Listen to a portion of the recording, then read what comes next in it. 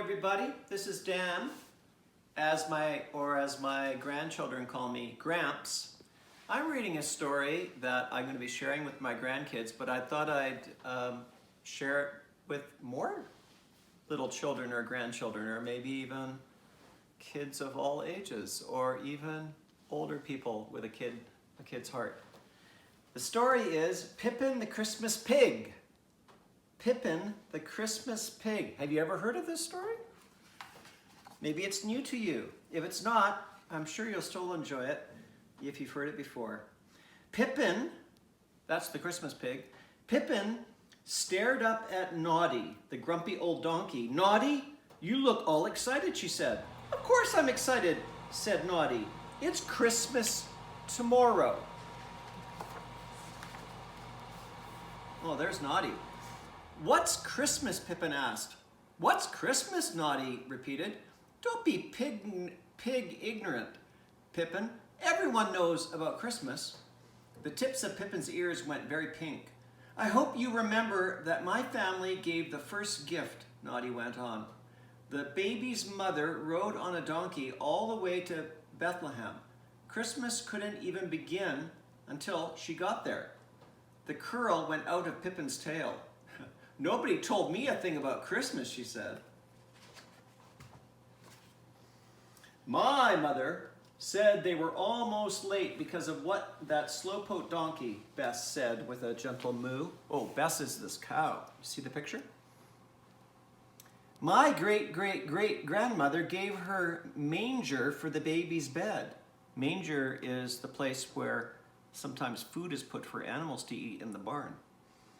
Without her, they would have had to put the baby to sleep on the floor. The best present was that manger. Interesting. What baby? What manger? Pippin begged. Nobody noticed her, and I still don't know what Christmas is, she said. Well, the hay in that manger was full of prickles, muttered Curly. Oh, who's Curly? We'll find out. They would have scratched the child's face. One of my family had to give the mother a lamb's fleece to cushion the rough bed.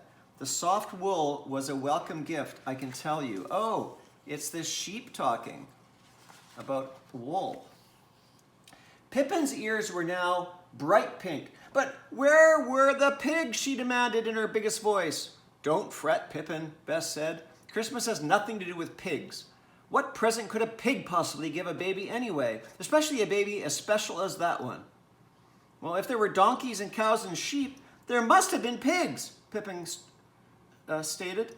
Once again, nobody was listening to her. My very great-grandparents sang him to sleep, said Coo-roo the pigeon.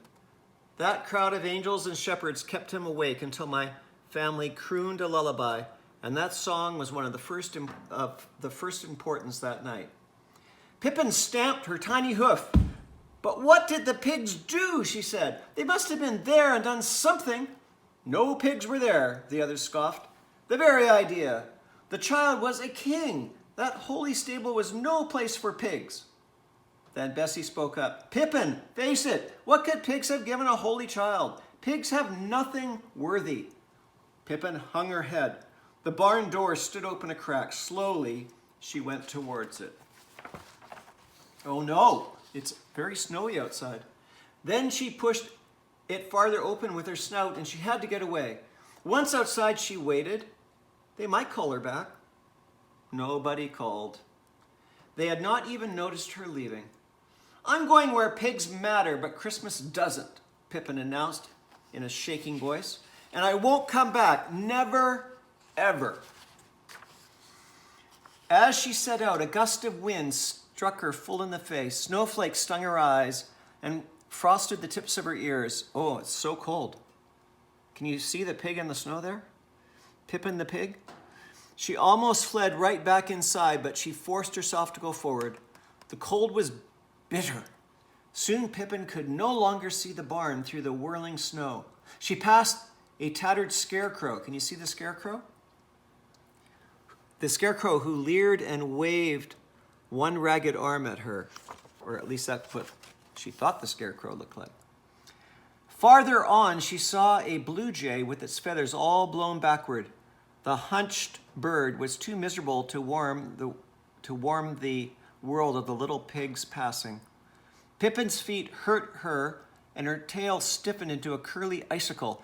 "I will die out here," she whimpered, stumbling on. "If I don't turn back, I will perish." But she had sworn never to go back. They didn't want her. They had said pigs were good for nothing. Oh, sad Pippin. At long last, Pippin reached the main road. She peered up at the mailbox and wished she could climb inside, but she passed it and kept going. Down the road, she stopped to catch her breath. Through the snow, she glimpsed a woman coming toward her. Do you see the woman? Carrying a baby in her arms. Well, Pippin moved closer for a better look, and the woman staggered. She wore no gloves or hat, and her jacket was thin, and the little girl so sound asleep that her head nidnod on her mother's shoulder looked too heavily for her to carry much farther. "Poor things," Pippin murmured, forgetting her own troubles for a moment. "Shh," the woman crooned to her baby. "We have so far to go, but maybe we can find a nice warm barn to rest in." She shivered.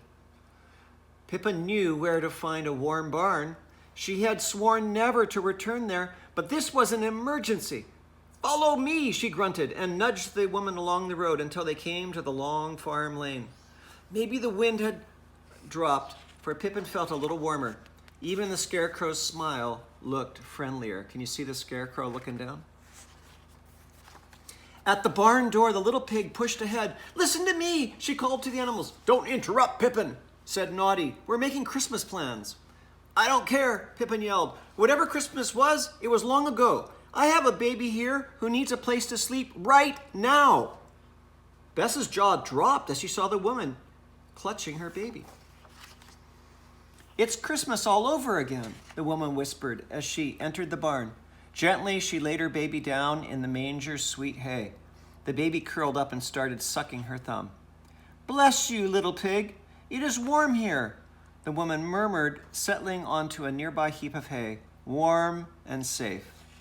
"My word, they're both asleep already," Kuru whispered a moment later. Then all the animals stared at Pippin. "Who is this woman?" snapped Curly. "Pippin, we can't take in some homeless nobody," Naughty added. "My very great," Bess began.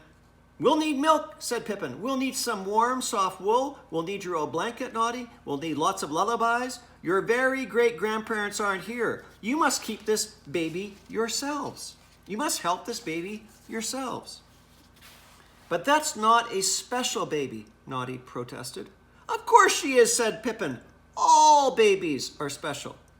Naughty gazed into the small sleeping face. "You are right," he said. "I'd forgotten." When the farmer and his wife came out to feed their animals, they saw the young woman covered with Naughty's old blanket, asleep in the hay. Then they caught sight of the baby girl lying in the manger. "It's Christmas," the man said softly, "right here in our barn. It's a miracle." "Hush," his wife whispered. "Let them sleep. We'll keep watch and see if they need our help later on." When the couple left, Pippin looked around and saw what they had seen. Naughty's warm blanket, Curly's soft wool, Bess's manger and milk. "You were right," she said, her tail drooped. "None of these gifts is from me. Pigs really do not have anything to give. Thank you all for being so kind to them." The other animals looked down at the little piglet. "Oh, Pippin, what a silly you are," Bess said softly. "You gave us our very own Christmas. You gave us a chance to give ourselves instead of boasting about our grandparents. Don't you see that was the best gift of all?" "It took a runty pig," laughed Naughty, "to teach us what Christmas is." Thank you for listening. I hope you really enjoyed the story about Pippin the Christmas pig. And I look forward to seeing you again sometime on YouTube. Dan the Gramps channel. Bye.